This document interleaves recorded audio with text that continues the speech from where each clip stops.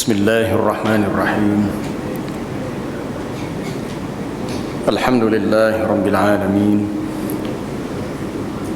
الصلاة والسلام على رسول الله وعلى آله وصحبه أجمعين. سبحانك لا علم لنا إلا ما علمتنا إنك أنت العليم الحكيم، وتب علينا إنك أنت التواب الرحيم. قال رب اشرح لي صدري ويسر لي أمري واحلل عقدة من لساني يفقه قولي. اللهم انفعنا بما علمتنا وعلمنا ما ينفعنا، اللهم زدنا علما. أما بعد، muslimin dan muslimat yang dirahmati Allah, kali terakhir sebelum ini kita berhenti pada hadis yang kelima, larangan daripada kencing dalam air yang tidak mengalir, kemudian seseorang itu mandi daripadanya, ataupun seseorang itu tidak boleh mandi dalam air yang tenang, air yang tidak mengalir padahal dia berjunub. Telah kita bincangkan beberapa hukum berkenaan dengan persoalan itu dalam kuliah yang lepas. Jadi malam ini kita terus kepada hadis yang ke-6. An Abi Hurairah radhiyallahu anhu anna Rasulullah sallallahu alaihi wasallam qala idza shariba al-kalbu fi ina'i ahadikum falyaghsilhu sab'an. Abu Hurairah radhiyallahu anhu menyebutkan bahawa Rasulullah sallallahu alaihi wasallam bersabda, jika ada anjing minum, ataupun apabila ada seekor anjing minum pada bejana ini bekas air seseorang kamu, maka cucilah ia, bersihkanlah bekas itu sebanyak 7 kali. Dalam riwayat Muslim disebut ulahunna biturab. Cucian yang pertama adalah menggunakan tanah. Baik, kita lihat yang ke-8, hadis yang ke-8 sebab ada kaitan dengan hadis yang ke-7, hukum yang sama. Walahu fi hadis Abdullah bin Mughaffal anna Rasulullah sallallahu alaihi wasallam qala idza walagal kalbu fil ina'i faghsiluhu sab'an wa 'affiruhu ats-tsaminah bit-turab. Bagi riwayat Imam Muslim dalam Sahih Muslim daripada hadis Abdullah bin Mughaffal, kalau yang pertama tadi daripada Abu Hurairah, daripada Abdullah bin Mughaffal bahawa Rasulullah sallallahu alaihi wasallam bersabda, jika ada seekor anjing yang menjilat akan bekas seseorang kamu, suatu wadah, suatu bekas ina ataupun bejana, suatu bekas air, maka cucilah bekas itu sebanyak 7 kali, dan campurkanlah yang basuhan yang ke-8 dengan tanah. Kita melihat ada perbezaan antara dua matan hadis. Yang pertama menyebut apabila anjing minum, yang kedua apabila anjing menjilat. Yang pertama sebanyak 7 kali, ataupun yang kedua 8 kali. 7 tu basuh dengan air, ataupun yang ke-8 basuhan itu bercampur dengan tanah. Ini suatu hukum yang khusus yang melibatkan al-kalb, anjing sahaja. Hanya melibatkan anjing sahaja. Di kalangan ulama-ulama fiqh, mereka meletakkan bahawasanya hukum wulughul kalbi, jilatan anjing, ataupun sesuatu bekas yang mana anjing minum di situ ataupun menjilat pada bekas itu, maka dia jatuh kepada kedudukan hadis yang mughallazah. Kategori ini diberikan oleh ulama bukan sahaja pada anjing, termasuk pada al-khinzir, pada khinzir. Itu atas ijtihad asalnya hukum. Ini yang disebut sebagai samuk ni, kena samuk, basuh 7 kali, pada salah satu basahan dengan air tanah.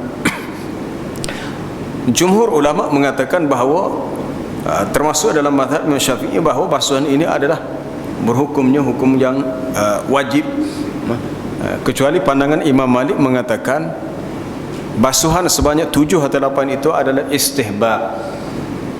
Kita nak basuh 7 pun boleh katanya, tak nak basuh 7 pun tak apa, sebab hukum ni datang dalam bentuk suatu anjuran yang digalakkan. Itu kata Imam Malik. Ala kulli hal, kita mengambil pandangan yang masyhur di tempat kita, pandangan mazhab Al-Imam Syafi'i, bahawa asalnya untuk bekas yang anjing minum pada bekas itu atau menjilatnya, maka dibasuh 7 basuhan atau 8, salah satunya dengan tanah. Basuhan dengan tanah. Itu hak asal. Adakah terdapat hukum ini demikian yang melibatkan najis khinzir? Nasnya memang tidak ada. Kalau cari dari segi nasnya memang tidak ada. Itu adalah ijtihad ulama. Asalnya tidak ada hukum sama pada khinzir. Itu perbahasan dari segi fiqh, kena faham. Kadang-kadang orang kita ni dia melihat fiqh dalam bentuk yang sangat sempit. Sesuatu pandangan yang dianggap pelik. Pelik tu sebab dia tak tahu. Sebab cara dia belajar tu dalam ruang lingkup yang mungkin belum jauh.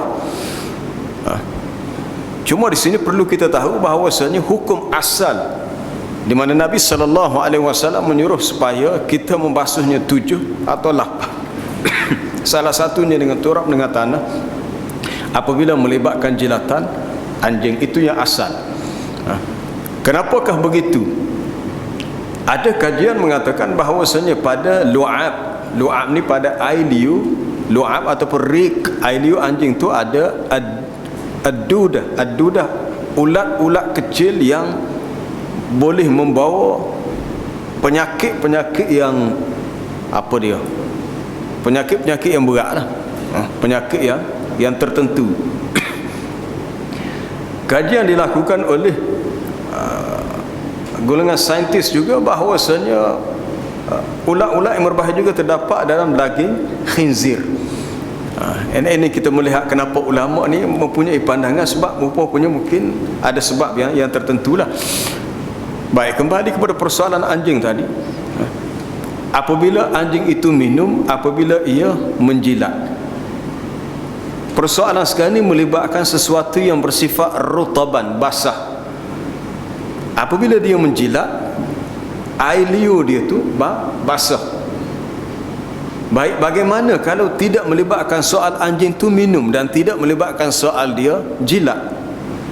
Mungkin seseorang yang dalam keadaan tangannya kering, tangan dia kering dan badan anjing tu juga kering, mungkin dia menyentuhnya, tersentuh, adakah perlu kepada dia membasuh tangan dia? Kata mudah mau gitu anjing tu kena basuhlah 7 kali.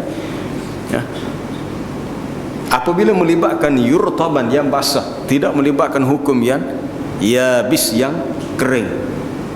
Sebab tidak berlaku soal jangkitan itu dari sudut yang kering. Yang berlaku adalah yang basah. Cuma kita melihat, sebelum kita melihat dari segi hukum, kita melihat dari sudut yang lain. Anjing ini adalah suatu binatang yang dari satu sudut ianya positif, dari satu sudut ianya negatif. Sebelum kita melihat dari segi hukum fiqh, hukum yang positif, anjing adalah salah satu makhluk ciptaan Allah yang Nabi sebut ada dalam hadis, laulal kilabu ummatun minal umam. Kalaulah anjing ni bukanlah satu makhluk dari kalangan makhluk-makhluk yang Allah Ta'ala ciptakan, nescaya aku perintahkan supaya dibunuh. Tetapi dia juga makhluk yang Allah Ta'ala ciptakan, dia ada hak untuk hidup. Kita membaca dalam kisah Ashabul Kahfi, ketika beberapa orang pemuda lari menyelamatkan diri supaya tidak dibunuh oleh raja yang zalim. Pemuda tu lari masuk dalam hutan, bersembunyi dalam sebuah gua, dan ada seekor anjing yang ikut dia. Lalu mereka berkata, semua jumlah mereka itu adalah jumlah mereka sebanyak 3, dan yang keempat adalah anjing. Wa yaquluna khamsatun wasadisuhum kalbuhum. Ada yang mengata bilangan pemuda itu 5 orang, manakala yang keenam adalah anjing yang ikut dia. Ada yang mengatakan sab'atun wa thaminuhum kalbuhum. Ada yang mengatakan jumlah mereka 7 orang, yang ke-8 adalah anjing. Walaupun anjing itu adalah seekor binatang, tetapi dia mempunyai peranan untuk menjaga pemuda Ashabul Kahfi ketika mereka tidur dalam gua. Kisahnya boleh dibaca dalam surah Al-Kahfi.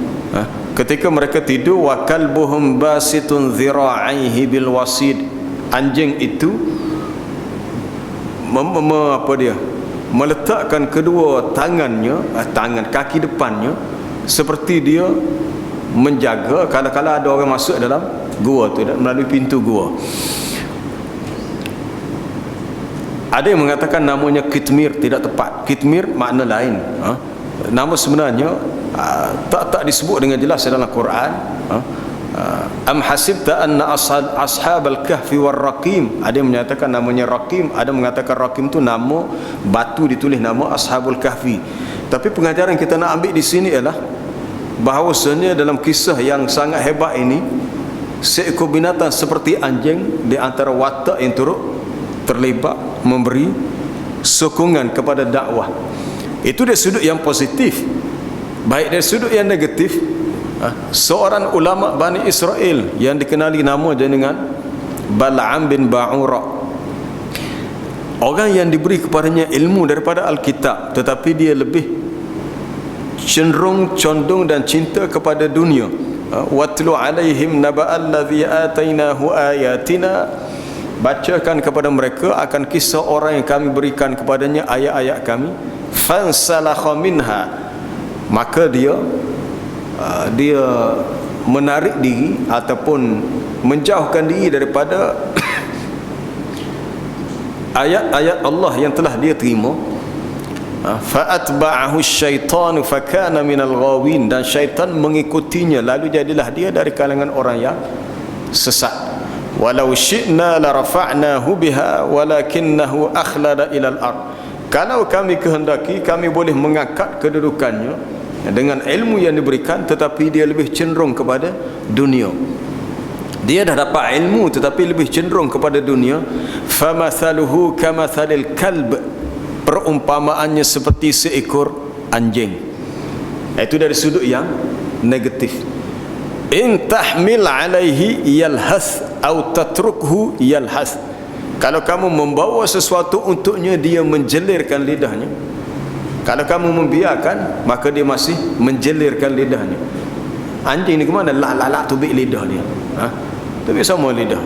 Itu kita pun tak tahu, mungkin ada sebab kenapa sifatnya begitu. Tetapi Allah Ta'ala buat perbandingan orang yang masih tamakkan dunia, masih gilakan dunia, padahal dia ni sudah ada ilmu yang diberikan daripada kitab Allah. Kedudukannya sangat hina, seperti anjing. Seperti anjing. Sebab tu kalau orang Arab, kalau dia guna perkataan dalam bentuk asyatam ataupun asab, cela dan maki, dia akan menggunakan perkataan ya kalb, dia panggil wahai anjing, soalan begitu. Dia menggunakan perkataan yang sangat buruk, menggelar seseorang dengan anjing. Baik. Bahkan dalam, kalau kita faham dalam kunut nazilah, kunut nazilah, Allahumma ya munzilal kitab wa ya mujriyas sahab, ya Allah, engkaulah Tuhan yang menurunkan Alkitab, engkaulah yang memperjalankan awan, wa ya hazimal ahzab, wahai yang mengalahkan musuh. Apa salah satu yang diminta dalam kunut nazilah adalah Allahumma sallit alaihim kalban min kilabik. Kalah mereka, tewaskanlah mereka dengan serangan anjing daripada anjing-anjingmu. Kenapa digunakan istilah anjing? Kenapa tak digunakan al-fil, gajah? Kau besar lagi para anjing. Tapi sebenarnya dia mai daripada uslub, dia panggil uslub lebih kepada azam, suatu celaan kepada orang yang dihina, bahawa mereka tu akan kalah kerana dihantar tentera-tentera seperti kilab, anjing. Sebab tu dalam bahasa Arab, kalau kita, ialah mungkin ada sesengah tempat dia nak tulis perkataan kelab, ada mana tu tulis kelab, rotary ke apa, kelab. Macam mana nak aja kelab dengan rumi, Kalau kaf lam ba tak jadi kelab. Kalau kaf lam alif ba kilab. Kilab maknanya anjing-anjing. Kalau kalbun itu singular, kalau kilab itu plural. Kalau sebut kalbun seekor anjing, tapi kalau kilab banyak anjingnya. Kalau sebut kalbun baru dog, ini dogs, melibatkan banyak anjing. Jadi sebenarnya perkataan kelab, K-E-L-A-B, tak boleh ditulis dalam tulisan Jawi. Tulis saja Jawi, orang Arab baca dia kata apa pula tulis perkataan anjing. Sama ada kita aja kaf lam ba, dia akan jadi kalbun, anjing juga Arab baca. Kita tulis kaf lam alif ba, anjing juga dengan maksud banyak anjing. Jadi yang selamat tulis dalam tulisan Rumi.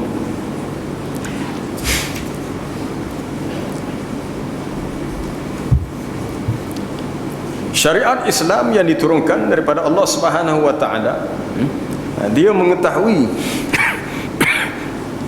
bahawa sebahagian makhluk yang terdapat di muka bumi ini membawa darar, membawa mudarat atau membawa bahaya, termasuklah al-kilab, anjing-anjing, bahawa telah sabit dalam dunia perubatan fi lu'abiha, pada air liurnya ada mikrobat. Mikrobat ada ada bakteria, ada organisme yang kecil ataupun bakteria ataupun apa-apa akzar, benda-benda kotor yang tidak boleh hilang, yang tidak dapat dilenyapkan kecuali disucikan ia, dibasuh ia dengan cara yang diajar oleh Nabi sallallahu alaihi wasallam sebanyak beberapa basuhan. Hadis ini memberi suatu faedah kepada kita bahawa fi lu'abil kalbi ay fi riqihi, pada air liung anjing, pada air liurnya ada terdapat najas, hukum kenajisan. Demikian juga kullu ma yakhruju min badanihi, setiap apa yang keluar daripada badannya, min baulin wa irkin wa ghairihima, sama ada air kencingnya, peluhnya, maka termasuk dalam kategori najis. Anna najasatahu aghlazun najasat. Kesimpulan yang kedua daripada hadis ini adalah hukum kenajisan anjing ini adalah di antara najis yang ghalis, yang sangat berat. Yang ketiga, wujubu tathhir ma walagha fihi al-kalb 7 marrat, adalah wajib membersihkan, menyucikan bekas yang dijilat padanya anjing sebanyak dengan 7 kali. Salah satunya biturab, dengan tanah, maksudnya dengan air, bahasa mudah ke air seluk lah, air seluk, air yang kita campur dengan tanah. Wal ahsanu an takuna al-ula, dan lebih baik kalau air yang dicampur dengan tanah itu dijadikan basuhan yang pertama lah, ataupun yang terawal, untuk pastikan kesan kotoran itu benar-benar hilang. Kita hanya diminta untuk basuh 7 kali. Kalau kita kata dah basuh 7 kali, dah guna air tanah, was-was pula kita. Adakah perlu kita menambah dengan campur dengan apa dia, air sabun ke, ataupun hatta ke makmal ke, tengok ada cek lagi mungkin dalam bekas tu dah ada, mungkin ada lagi DNA anjing ke, tu tak perlu. Kita tidaklah diminta dari segi hukum untuk terlalu takalluf. Dari segi zahir nas yang dinyatakan oleh Nabi sallallahu alaihi wasallam, cukup 7 kali basuhan, 7 kali. Berapakah kapasiti air pun tak dijelaskan. 7 kali kita kata sekali basuh tu banyak mana? Satu bekas air, satu cebok air, satu cetung, satu gayung, atau satu baldi. Itu bergantung kepada uruf dari sudut sejauh mana ia dianggap satu basuhan, 2 basuhan, 3 basuhan yang boleh dipanggil sebagai basuhan yang benar-benar membawa kepada bersih dan suci. Hadis juga menjadi nas bahawa wajib menyucikan ia dengan tanah bersama dengan air, dan tidaklah dapat dibersihkan dengan cara yang lain kecuali ada idza ta'adzarani, kecuali ada keuzuran, ada sebab-sebab yang mungkin tidak boleh digunakan cara itu.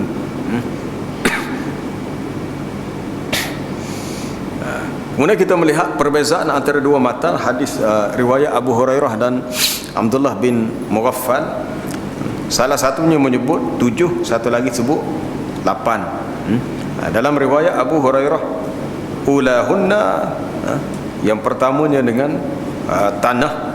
Adapun hadis Abdullah bin Mughaffal, fagsiluhu, basuhlah ia 7 kali, dan campurilah basuhan yang as-saminah, yang ke-8 dengan tanah. Maka zahir matan hadis yang diriwayatkan oleh Abdullah bin Mughaffal adalah yukhalifu, bercanggah dengan hadis Abu Hurairah fi adadil ghusulat, pada bilangan kadar basuhan, basuh 7 atau basuh 8. Tapi apabila kita himpunkan kedua-dua matan hadis ni, kita dapat katakan bahawasanya maksud basuhan yang ke-8 dalam hadis Abdullah bin Mughaffal ialah ia dikira 8 apabila dikira ziyadatuha, ia dikira sebagai tambahan kepada 7 yang sebelumnya, dan bukanlah ia dikira sebagai yang terakhir.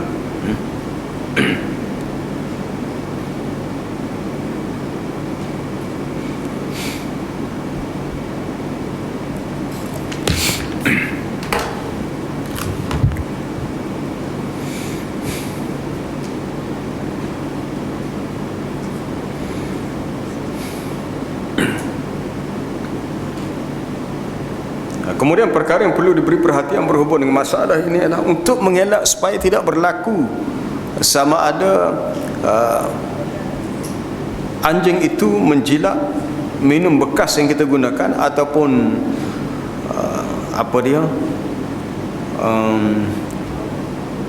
mengganggu kehidupan kita.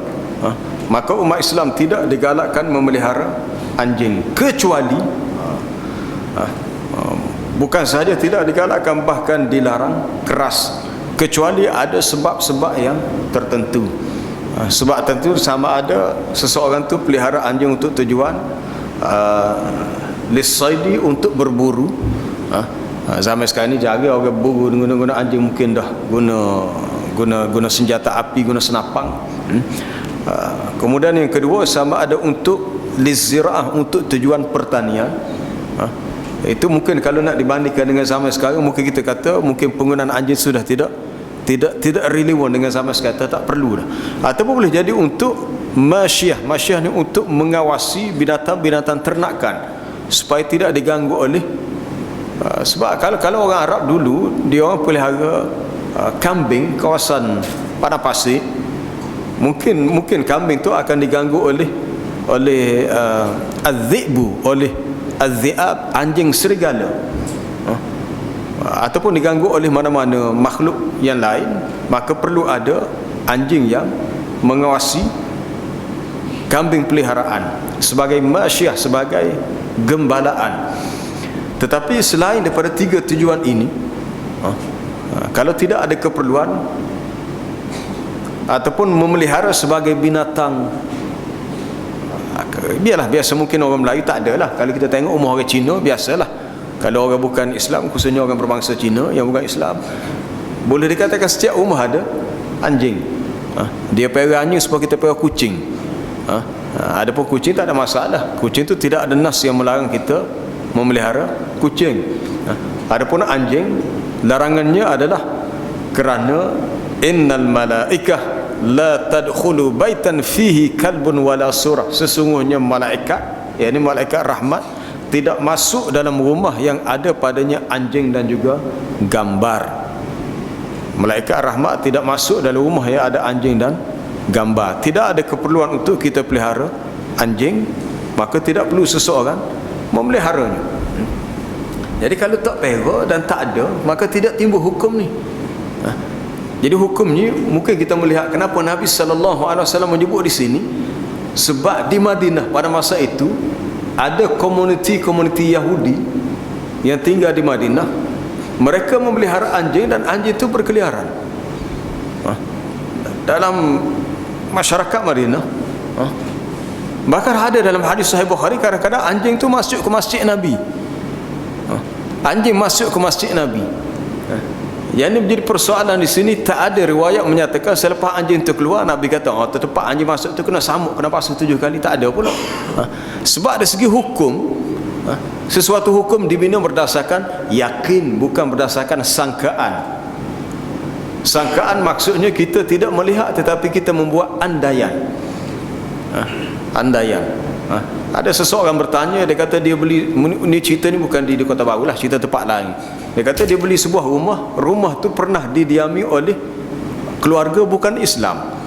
Keluarga bukan Islam, dia kata mungkin keluarga ni pernah duduk rumah tu, mungkin dia pernah pewak anjing, atau mungkin mereka ni pernah makan daging khinzir. Dia kata macam mana kita nak buat sebelum kita masuk rumah tu, adakah kita kena samuk rumah tu? Nak samuk sebutir rumah, bukan nak samuk bekas air. Maka ada pula syarikat-syarikat yang membuat tawaran untuk menyamak rumah, basuh siap dengan pilih bomba dengan air tanah semua. Macam mana tu? Hukum tu mesti bina dengan yakin. Kalau kita pastikan ada perkara tu berlaku yang kita melihatnya, maka hanya perlu pada tempat yang berlaku sahaja. Kalau dilihat katakanlah anjing tu dah menjilat bahagian ni, maka bahagian tu sahaja. Adapun tempat yang tidak dilihat, yang tidak diketahui, hanya berdasarkan sangkaan, maka ianya tidak perlu. Dari segi hukumnya mudah, ianya tidak perlu. Kita tidak boleh membuat suatu andaian di atas perkara yang tidak jelas. Hukum ni mesti bina dengan jelas.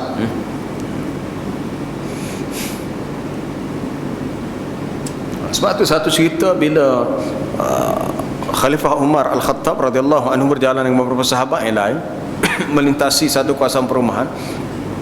Tiba-tiba ada air daripada bawah atas rumah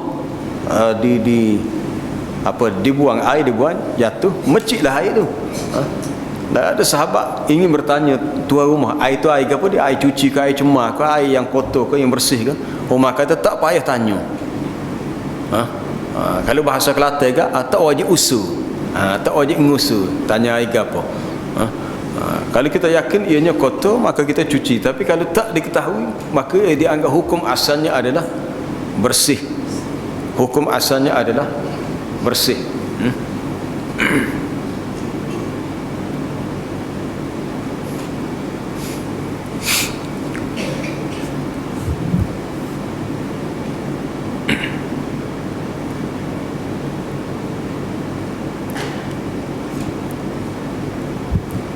Kita boleh mengambil pengajaran bahawasanya wujub istimal turab marrah, wajib menggunakan tanah sekali sahaja, dan yang lebih utama ialah untuk basuhan yang pertama yang disertakan dengan air selepasnya, berdasarkan riwayat yang telah disebut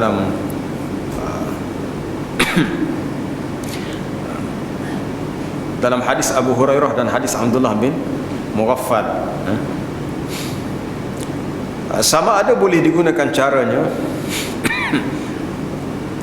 iaitu an yutrahal ma' 'ala turab aw itra' 'ala al-ma'. Sama ada dicurahkan air ke atas tanah atau dicurahkan tanah ke atas air, ataupun diambil tanah yang bercampur dengan air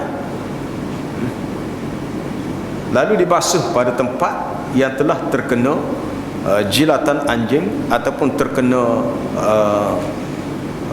mana-mana bahagian badannya yang basah. Innama qama maqamut turab, sesungguhnya apa sahaja yang berada pada kedudukan seperti tanah yang boleh menyucikan, maka diberi hukumnya pada yang demikian itu. Kalaulah mungkin sesuatu tempat tu susah nak dapat tanah, tempat kita mungkin tak berlakulah, tempat yang mungkin macam mana ya, tempat yang kita kata mungkin di negara yang beriklim sejuk, kebetulan tempat tu pula musim sejuk, turun salji. Tempat kita tak berlaku lah. Tempat mungkin di negara-negara Eropah yang ada komuniti Muslim, kemudian setengah orang bukan Islam yang pelihara anjing tu masuk dekat rumah orang Islam. Musim tu pula musim sejuk, turun salji. Nak cari tanah mana? Nak korek salji dulu, nak cari tanah. Sebab nak basuh, nak samuk ni. Maka di sini kalau berlaku hukum sebegitu, boleh digunakan apa sahaja bahan yang boleh menggantikan tanah. Sebab laisal qasdu lit-turab wa innamal qasdu an-nadhafah. Sebab qasak daripada pembasuhan tadi bukanlah semata-mata kerana tanah, tidak. Cuma zaman Nabi, wallahu alam, kita pun tak tahulah sama ada zaman Nabi sallallahu alaihi wasallam ni bahan-bahan pencuci seperti sabun kita guna ni dah ada ke tak ada zaman Nabi, itu kita tak tahu dia segitu. Macam mana zaman Nabi, zaman sahabat, dia orang cuci pakaian, cuci pinggan mangkuk macam mana. Sampai sekarang ni mudah, kita ada macam-macam dah. Pencuci untuk cuci pinggan pun ada, untuk cuci tangan pun ada, untuk sabun mandi pun ada, sabun basuh pun ada. Bahan pencuci yang digunakan pada masa itu adalah tanah. Ya kita pun tahulah zaman Nabi tak ada obat gigi pun tak ada, yang diguna adalah kayu sugi untuk membersihkan mulut dan gigi. Maka kalaulah tidak ditemui tanah, boleh digunakan yang lain, sebab qasadnya adalah an-nadhafah, adalah untuk bersih. Sekiranya tidak ditemui tanah, maka boleh digunakan yang lain. Mana tanah ni bukanlah suatu kemestian, cuma dilihat dari segi maqasid. Di sini perlu kita faham dari segi maqasid syariah. Bukan yang penting dari segi bahan, tapi matlamatnya membawa kepada maksud untuk bersih dan suci. Ini adalah mazhab Imam Ahmad dan kaul pendapat Asy-Syafi'i, dan yang masyhur dalam mazhabnya bahawasanya perlu ditakyinkan, perlu digunakan tanah dalam mazhab Imam Ahmad, dan yang masyhur dalam mazhab al-Imam Asy-Syafi'i perlu digunakan tanah. Asalnya begitulah. Sebab itu berkata al-Imam An-Nawawi, bahan-bahan yang lain seperti sabun tidak boleh menggantikan tanah alal asah, mengikut pendapat yang lebih sahih. Jadi kita melihat dari segi buhus ilmiah, perbahasan ilmu, banyak ulama ada yang berpegang kepada asal matan hadis bahawa perlu menggunakan tanah, dan itu tiada menjadi masalah di tempat kita. Mungkin di tempat lain lah ada pandangan lain yang lebih longgar, memberi rukhsah kelonggaran. Sekiranya sukar untuk ditemui tanah, maka boleh menggunakan apa-apa bahan lain yang boleh menggantikannya, asalkan membawa kepada maksud boleh menyucikan kesan jilatan anjing pada bekas yang dijilat itu, ataupun pada bukan bekas sahaja, cuma Nabi sebut adalah hadis itu atas dipanggil atas sabilit taglib, kebiasaan, atas kebiasaan. Kalau mata hadis tersebut, idza syaribal kalbu fi ina'i ahadikum, apabila anjing minum dalam bekas seseorang kamu, bekas tu boleh jadi pinggan mangkuk, boleh jadi dalam bejana, boleh jadi dalam beseng, boleh jadi dalam jak. Timbul persoalan, kalau anjing tu jilat dinding kereta kita nak parking kereta, tiba-tiba ada anjing belakang tu, dia jilat belakang tepi kereta kita pun tunggu dia pergi dulu, barulah kita turun. Jadi balik nanti kita nak macam mana nak buat, nak samuk ke tidak. Jadi sebab ini kita samuklah apabila kita yakin itu berlaku. Mungkin ada orang tanya, dalam hadis Nabi tak sebut pun kereta. Hadis Nabi tak sebut anjing jilat kereta, ataupun anjing jilat kain baju, anjing jilat dinding rumah. Dia kata jilat ina'i ahadikum, bekas kamu. Sebenarnya yang Nabi sebut dalam mata hadis, bekas itu merujuk kepada ala sabilil ghalabah ataupun ala sabilit taglib, atas kebiasaan dia yang sering kali berlaku di zaman dia lah. Zaman biasanya anjing itu menjilat bekas sebab dia nak minum. Kita pernah mendengar hadis dalam Sahih Bukhari, cerita di mana seorang lelaki yang berjalan di kawasan, lebih kurang pada pasir lah, sehingga dia merasa dahaga, dan dia bertemu al-bir, sebuah telaga. Sudah minum, apabila dia berpaling ke belakang, tengok ada seekor anjing yang menjelikan lidahnya. Lalu dia berkata, qad balagha hadzal kalbi, anjing ini telah sampai tahap minal atash ma balaghabi, anjing ini telah sampai tahap dahaganya sebagaimana aku tadi dahaga. Lalu lelaki itu pun mengambil air dalam telaga, untuk diberi minum kepada anjing tadi. Lalu Nabi kata diberi kepadanya pahala, bahkan diampunkan dosanya sebab berbuat baik kepada seekor binatang walaupun anjing. Lalu sahabat kata, kita beri minum kepada anjing pun dapat pahala. Nabi kata, ya, fi kulli kabidin ratbin ajrun. Pada setiap binatang yang ada hati yang basah, kabidin ratbin, hati yang basah ni maknanya makhluk yang bernyawa, makhluk yang hidup, kita berbuat baik walaupun hanya beri seteguk air, ada pahala sekalipun dia tu anjing.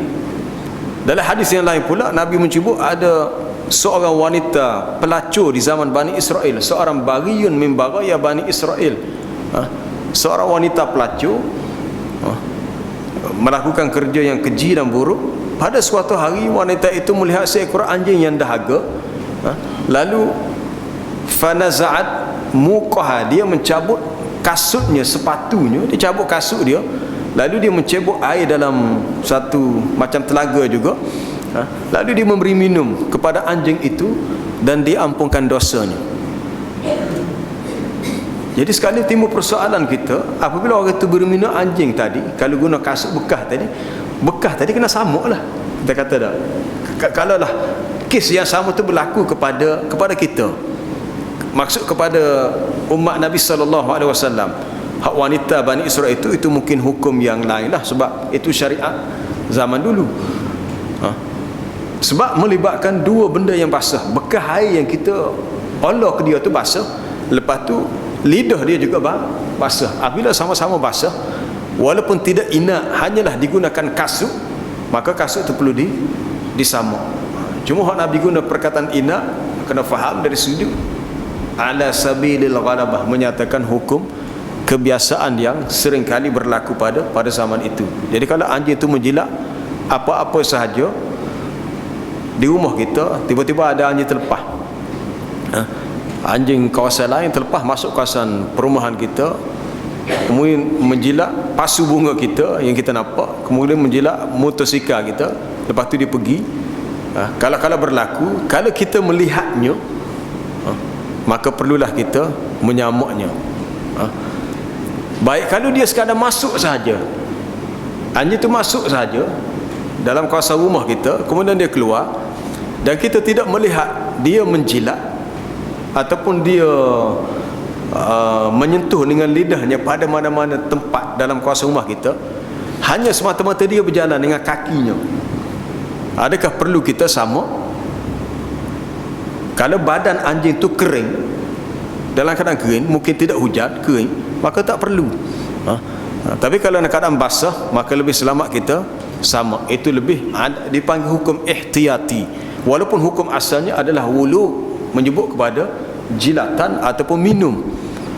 Tapi sekarang ni anjing itu masuk ke rumah kita, dia tak jilat, dia tak minum apa-apa, cuma dia masuk, kemudian dia pergi dalam keadaan masa tu hujan. Bila hujan, badan dia basah, kaki dia basah. Lepas hujan, kita pun macam mana nak buat, nak samuk pula. Sebenarnya hukum tu tidaklah sesukar itu. Itu hukum ihtiyati. Tapi sebab asalnya adalah wulu, jilatan. Tapi kalau kita nak samuk juga, untuk lebih menambah, itu terpulang pada kita.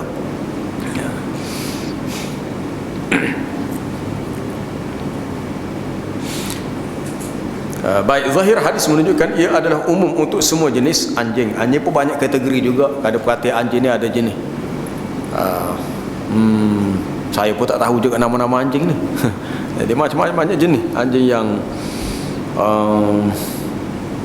ada anjing yang tidak berbulu, ada anjing berbulu, ada anjing bertumpuk, ada anjing kuah, ada gemuk, macam-macam. Dia punya kategori anjing itu sendiri. Tapi ia meliputi semua. Dan yang paling berat sekali adalah anjing hitam. Kalau kita solat di kawasan tanah lapang, kebetulan kita tidak buat satu sutrah, satu penghadang di hadapan, ada 3 perkara yang kalau dia melintas depan kita, solat kita batal. Pertamanya wanita, yang keduanya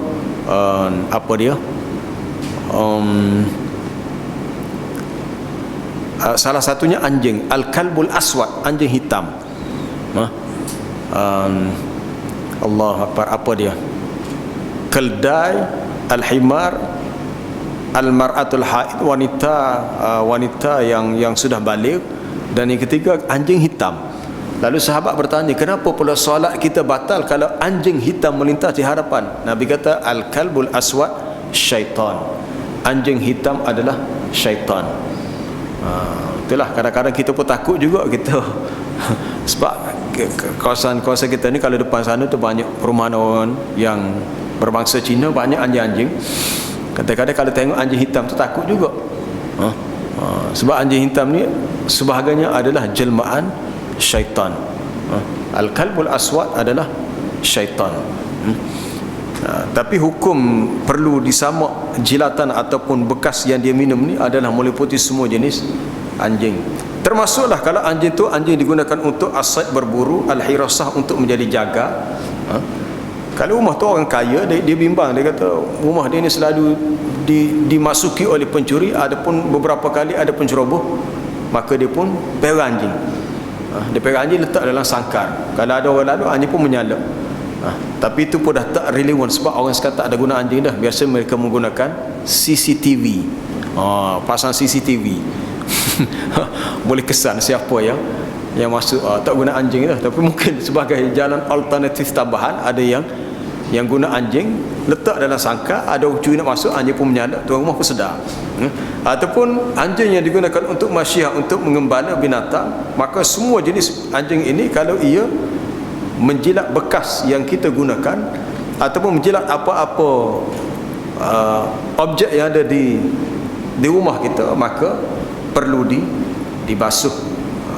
Maka perlu dibasuh sehingga 7 kali. Ini rahsia kenapa 7 pula, timbul persoalan. Siapa boleh jawab?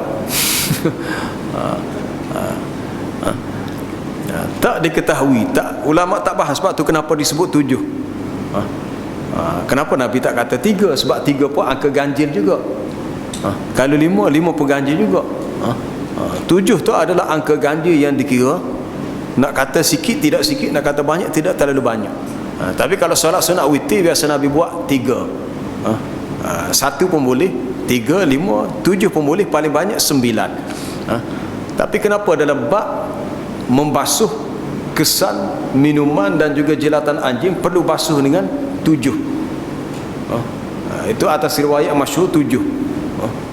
Salah satunya air tanah. Rahsia dan hikmahnya tak diketahui. Mungkin ada setengah ulama yang membahaskan persoalan ini, wallahu alam, tak diketahui. Tetapi ia merujuk kepada angka yang biasanya dikatakan banyak. 7 tu banyak dah. Biasanya 7 ataupun 70. Dalam bahasa Arab apabila disebut 7 atau 70 dikira banyak. Sebab tu bila Nabi kata aku beristighfar dalam sehari sebanyak 70 kali. 70 kali yang digunakan bukan 70 secara tepat. Itu menggambarkan yadullu ala al-kasrah, menunjukkan kepada banyak. Angka 7 tu sama ada 7 sahaja ataupun 70, dia menggambarkan kepada banyak. Sebagaimana dalam seminggu ada 7 hari. Orang pergi tawaf untuk ibadat haji dan umrah, kan, keliling Kaabah, tawaf 7 kali. Sa'i antara Safa dan Marwah 7 kali. Dalam seminggu ada 7 hari. Kalau anjing jilat satu bekas kena basuh sebanyak 7 kali. Apa rahsia di sebalik angka 7? Jawapannya wallahu a'lam. Ada soalan? Ada soalan? Ya. Kalau saya ada cerita dulu. Hak jual. Ya. Bagi cerita lah. Tu. Lalu kira-kira lagi jelas lantar tu rasakan juga lagi tu. Banyak. Itu di Padua, kalau kita supaya juga kalau kecil sama. Allahu Akbar. Macam mana nak buat? Ini satu musibah juga. Orang Islam perani, patahnya pun dijual. Banyak ke di perani tu? Banyak dah. 45 ekor. Kucing banyak sekali. Untuk terjual bisnes ada. Sebenarnya anjing ni tak boleh diperniagakan. Ada dalam hadis Sahih Bukhari, Nabi SAW melarang daripada 3 perkara: samanil kalbi, mahril baghi, halwanil kahin. Nabi melarang 3 perkara. Pertama, harga jualan anjing. Anjing tidak boleh diperniagakan, tak boleh.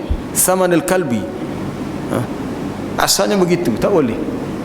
Tak tahulah kalau mungkin ada pihak kata anjing ni dia kena beli sebab untuk tujuan gini, itu kita tak tahulah. Tapi hukum asalnya memang tak boleh. Anjing tak boleh diperniagakan. Yang kedua, mahril bagi, maknanya bayaran kepada wanita pelacur. Mahar, bukan mahar untuk nikah kahwin. Seseorang yang melanggar pelacur, na'udzubillah, kemudian dia bayar, itu juga haram. Dan yang ketiga ialah bayaran untuk dukun, untuk bomoh yang mendakwa dia tahu perkara gaib. Salah satunya adalah jadi hukumnya masalah dia basuh latar tempat anjing dia tu. Kalau kita dah tahu memang betul tu hak dia basuh tu, kalau kita boleh mengelak supaya tidak terkena, kalau boleh elak lah. Macam mana boleh elak ke tidak? Kalau boleh elak, kita elak lah. Tapi kalau sampai kepada hukum disebut li'usri al-ihtiraz anhu, sukar untuk mengelak daripadanya, sukar, kita nak mengelak tak boleh sebab bukan kita yang buat, dia yang buat. Kita nak mengelak tak boleh, maka menimbulkan suatu kesusahan kepada kita. Setiap kali kita keluar rumah nak ke masjid, mungkin termeciklah sikit air hok dibasuh hok kotor tadi, kita kata berat lah gitu. Setiap kali keluar rumah kena samuk. Maka dia kembali kepada hukum kaedah fiqh, iaitu idza dhaqal amru ittasa'a, apabila keadaan menjadi sempit dan sukar, maka diberi sedikit kelonggaran. Mungkin kita boleh basuh tetapi tidak perlu sampai kepada samuk dengan air tanah.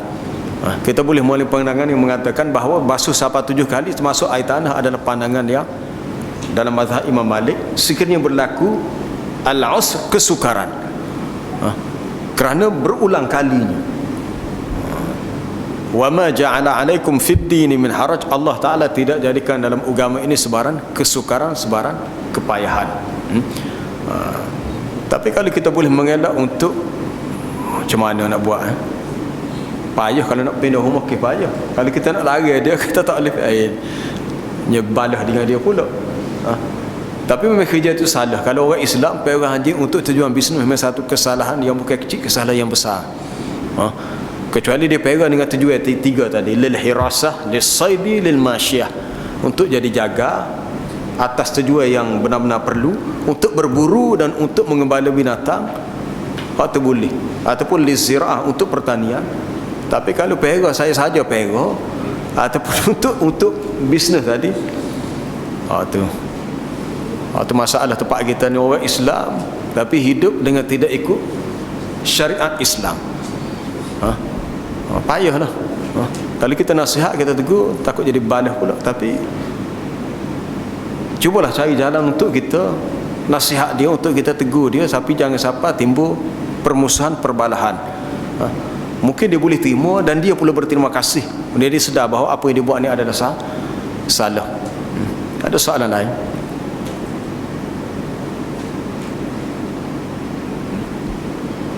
Mungkin ada soalan lain.